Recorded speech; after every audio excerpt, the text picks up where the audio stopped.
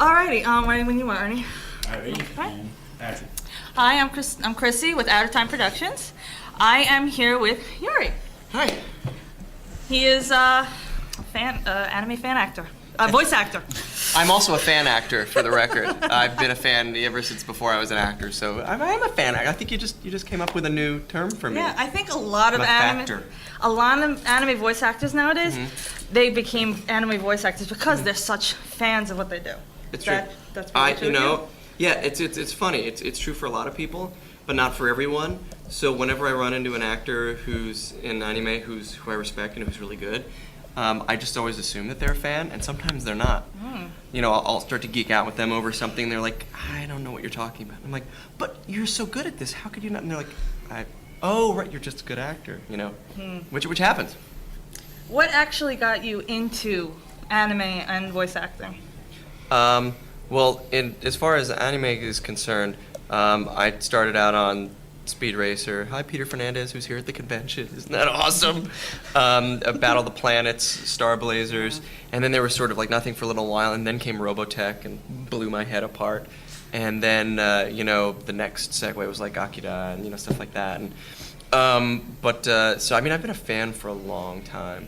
But as far as what got me into doing that, I'd been, doing on-camera and theater acting, and I'd always wanted to try voiceover but didn't really know how. So I ended up taking a class with a guy who coincidentally, or, fate, stepped in, and he ended up getting a job directing a show called SD Gundam Force, which, while not the most popular of shows, which is too bad because we put a lot of work into it, we made it really funny, I met a lot of people doing that who were sort of in the anime crowd, and through meeting them and getting my name passed around, I started to do more of that work, luckily enough, and here I am today. Well, I'm glad you're here. Do you have a favorite role you've played, since you've played probably quite a few? Yeah, it's, that's always a tough question, because I get, I get something new from each of the roles, and there's so many that I love. I would have to say, we were talking about earlier, Goku from Sayuki Reload. I love Grey Gairs to pieces, but I'm really glad that I got to do it because it was so much fun. Sasuke on Naruto, because it was the first time I'd been, sort of up until that point, I'd always been cast as sort of the Luke Skywalker character, right. And it was the first time I got to play Han Solo, in a way, you know what I mean. Hopefully you guys, somebody knows what I mean. I know what you mean. I rarely know what I mean, so. So that'll always be a favorite of mine because it was so different than the things I'd done before then. But the two new shows that I'm working on right now that I'm loving to pieces are Code Geass, on which I play Suzaku, and Gurren Lagann, on which I play Simon.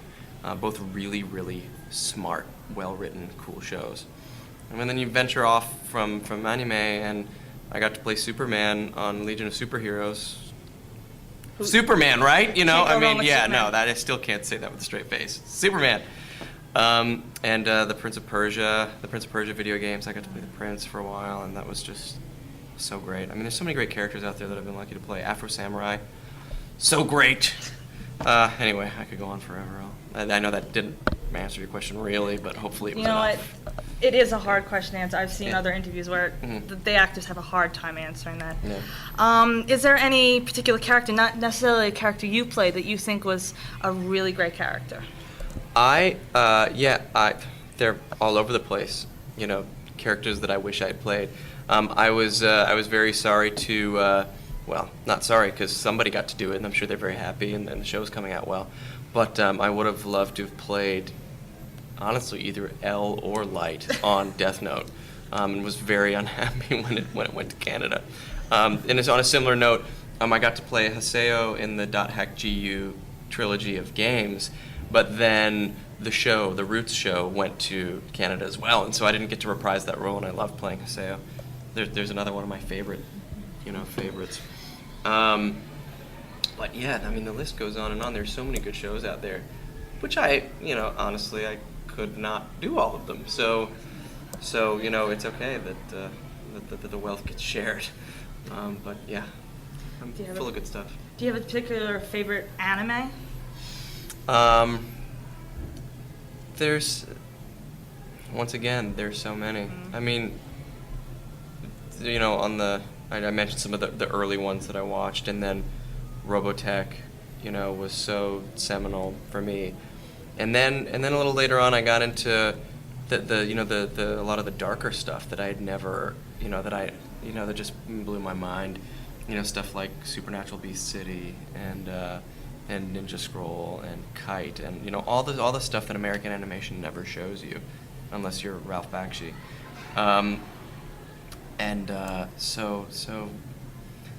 So yeah, that darker stuff has a special place in my heart. But once again, it's hard to pick. It's hard to pick a favorite. Have you gotten a pretty good experience with Otakon, even though it's only been a few hours into Oh yeah, it? this is my second time at Otakon. I was here Okay. 2 years ago, and it's the reason I'm back, because I had so much fun last time. I would have been back before, but you know, they get really busy and I get really busy, and I feel very lucky that I got to make it in this year. But I love Otakon. Have you done anything particular around Otakon besides just sitting at the desk and going, "Hi, I'm Yuri. Sign a couple of autographs." Yeah, I got to do a panel, a question and answer panel. Actually, that's how little coffee I had today. I got to do a question and answer panel first thing this morning. That was great. The Q&As are my favorite, and it's always too bad because usually you run out of time and people don't get to ask their questions. And but no, I had a blast. Would you want to come back again? Yes. Well, let me think about it. Yes. Okay. Well, I'm sorry, I have to be a fan. Could you do Do it. Goku's voice? Sure. How about something that he used to say a lot? I'm hungry. How did you know I was gonna do? She's a fan too. Sanzo, I'm hungry.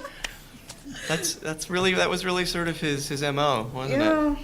I think it was something wrong if he didn't Right. say I'm hungry. And you know what? I'll let you on a little a secret. When we were doing it early on in the production of the show, there was a scene where he was eating in the background like forever. And so usually what you do is we'll record a volume and then we go away for a while, and then several months later we'll come back and record another volume.